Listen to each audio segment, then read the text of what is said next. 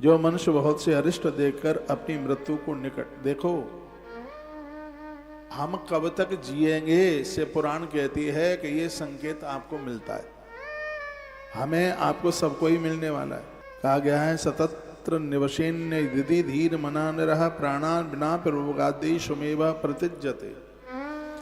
योगी लोगों ने तो जानबूझ करके अपने प्राण त्याग दिए, मौत की हिम्मत नहीं थी कि मृत्यु आकर के उनको छू लेती है। देवराहा बाबा ऐसे ही उनमें से एक हनुमान दास बाबा मंडला में रहते थे, बहुत अद्भुत महात्मा थे। यमराज एक दिन उनसे मिलने को आया।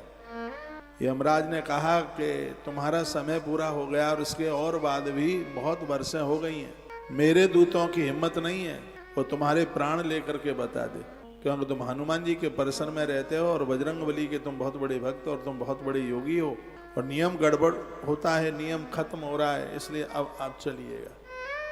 तो हनुमान दास बाबा ने अपने चेलों से कहा कि मेरी चारपाई दूर ले जाकर के डाल दो, क्योंकि मैं यहाँ अंदर रहा तो यमराज हजारों सालों तक मुझे छू नहीं पाएगा, मुझे ले नहीं जा पाएगा। क्या कोई योगी थे हनुमान दास बाबा, बहुत बड़े योगी, और कहते हैं कि जैसे उनकी चारपाई हनुमान जी के परिसर से दूर जाकर के डाली, उन्होंने कहा सबको प्रणाम है, अब हम जा रहे हैं। उसी समय उन्होंने अपने शरीर को छोड़ दिया।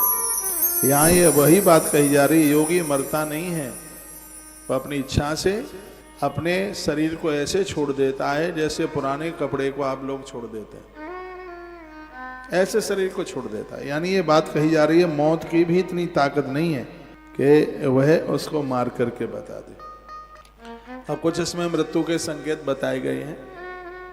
कहा गया है कि नाक का आगे का भाग न दिखाई दे तो अब जीवन कम है, खूब भजन में लग जाओ। कान में उंगली डाल करके सुनसुनाहट न सुनाई दे, झंझनाहट सुनाई न दे तो उम्र बहुत कम है।